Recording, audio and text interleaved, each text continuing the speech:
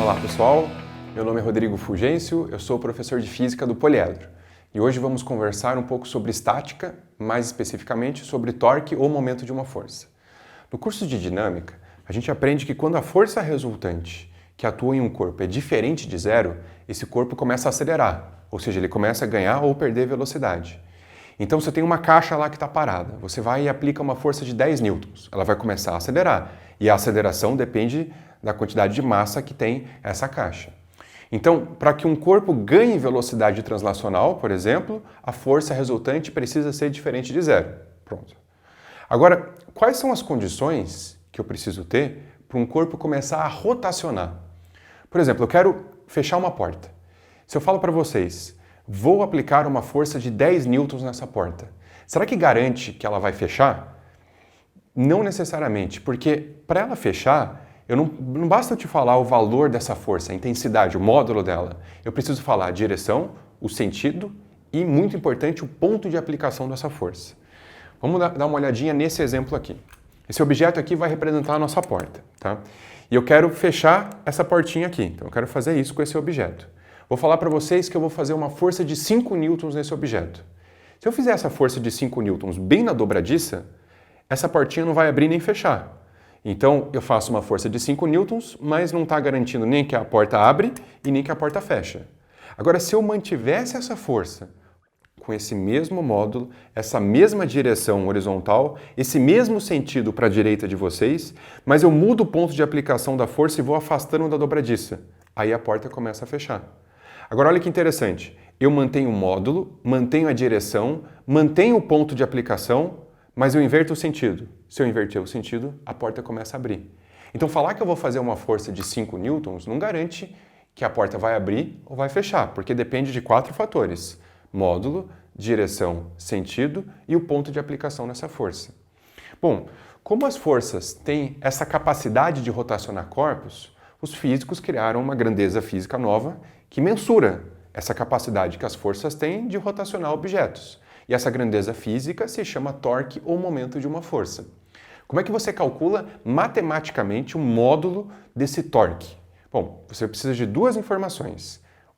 O módulo dessa força. E 2, o braço de alavanca. Braço de alavanca nada mais é que uma distância, que é dada lá em metros, centímetros, milímetros, por exemplo.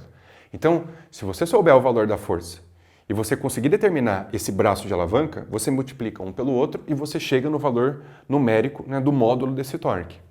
Bom, eu tenho aqui um exemplo de uma placa, vamos imaginar que a gente tem uma placa de madeira, que eu preguei aqui na parede nesse ponto O. Tá? E esse ponto O, eu vou chamar ele de polo. E eu quero calcular o torque que essa força F1 gera nessa placa de madeira aqui em branco. Bom, essa força F1, ela está aqui para a direita, na direção horizontal, né, sentido para a direita. E ela está tentando rotacionar esta placa no sentido anti-horário. Essa força F2, que está aqui para baixo, nesse mesmo ponto de aplicação, só que eu mudei a direção, que agora é vertical e sentido para baixo, ela tenta rotacionar essa placa no sentido horário. Então eu tenho sentidos de rotações distintos. Como eu posso ter dois sentidos de rotações distintos em um mesmo plano, vamos adotar uma convenção de sinais. Sempre que uma força tenta gerar um objeto no sentido horário, vai gerar um torque negativo. E quando uma força tenta gerar um objeto no sentido anti-horário, vai gerar um torque com sinal de mais, um torque positivo. Como é que eu vou calcular o módulo do torque dessa força F1? Eu pego a força F1, o módulo dela, coloco aqui na equação, e vou multiplicar por um Bzinho. Esse Bzinho é o braço de alavanca, que é a distância da linha de ação da força a um ponto que você escolhe. Que nesse caso eu escolhi para vocês esse ponto O aqui, que é esse polo. O que é a linha de ação da força? É só uma reta que contém a força. Então a linha de ação de F1 é essa reta pontilhada, que é uma reta que contém essa força F1. E o braço de alavanca é a distância desta linha de ação da força ao ponto que você escolheu como polo. Distância entre ponto e reta é uma outra reta perpendicular a essa reta inicial. Então, o braço de alavanca da força F1 é essa distância B1 aqui. Então, essa distância é o braço de alavanca da força 1. Como é que eu faria para calcular, por exemplo, o braço de alavanca da força F2? Eu pego a linha de ação da força, que é esse pontilhado aqui em verde, e calculo a distância entre o polo, que é um ponto que você escolhe, a linha de ação da força, que vai me dar essa distância B2 aqui. Então, B2 é o braço de alavanca da força 2. E o módulo do torque é a multiplicação entre a força e o braço de alavanca. Logo, a unidade de torque é Newton vezes metro. Vamos fazer um exemplinho simples. Eu tenho aqui uma placa de madeira em formato de L. Eu tenho aqui algumas dimensões e 3 forças que atuam nela.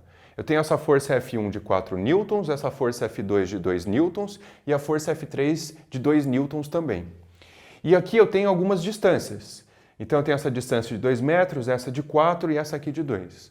O ponto O é onde eu parafusei essa placa. Então é uma plaquinha de madeira em formato de L, parafusei aqui no ponto O e só tem essas 3 forças atuando nela, fora as forças que podem atuar nesse parafuso que eu nem representei. Bom, vamos calcular o módulo de cada um dos torques produzidos por cada uma dessas forças. Primeira força, força F1. Aqui eu tenho o parafuso no ponto O. Essa força F1 está puxando essa placa aqui para baixo e tenta girar ela no sentido horário. Então ela vai produzir um torque negativo. Como que eu calculo o módulo do torque? É o módulo do torque da força F1. Eu pego a força F1 e multiplico pelo braço de alavanca. F1, 4 newtons. Coloquei o sinal de menos porque ela está tentando girar a placa no sentido horário. E o braço de alavanca é a distância da linha de ação da força até o ponto O. A distância entre essa reta pontilhada azul e o ponto O, ele forneceu e vale 2 metros. Então o torque da força F1 vai ficar menos 4 vezes 2, que dá menos 8 newton vezes metro. Vamos calcular agora o torque da força F2. Força F2 está aqui. Módulo do torque da força F2. É a força vezes o braço de alavanca. Agora vamos colocar o sinal, adotando o nosso sentido ali de convenção de sinais. A força F2, ela tenta girar essa placa no sentido horário. Então vai gerar um torque negativo. Módulo desse torque é menos F2, que vale 2 newtons, vezes o braço de alavanca, que é a distância da linha de ação da força ao ponto O. Lembra que linha de ação da força é uma retinha que contenha a força. Então a distância entre essa reta verde e o ponto O é essa distância aqui, que vale exatamente 2 metros. Então fica menos 2 vezes 2, que dá menos 4 newton vezes metro. Torque da força F3. É a força F3 que vale 2 vezes o seu braço de alavanca. Distância da linha de ação da força ao ponto O. Distância dessa reta amarela ao ponto O é 2 mais 4, que dá 6 metros. Como essa força F3 tenta girar a placa no sentido anti-horário, ela gera um torque positivo. Então vai ficar mais 2 vezes 6, que dá mais 12 newton vezes metro. E um detalhe interessante. Se você soma esses 3 torques, eu vou ter menos 8 com menos 4 com mais 12, que dá 0. E como a soma dos torques dessas 3 forças em relação ao ponto O é 0, e essa placa não está acelerada translacionalmente, ela também não está rotacionando, que é uma condição de equilíbrio. Para que um corpo fique em equilíbrio rotacional, a soma dos torques em relação a um ponto, que é o polo, tem que ser 0, como é esse exemplo aqui.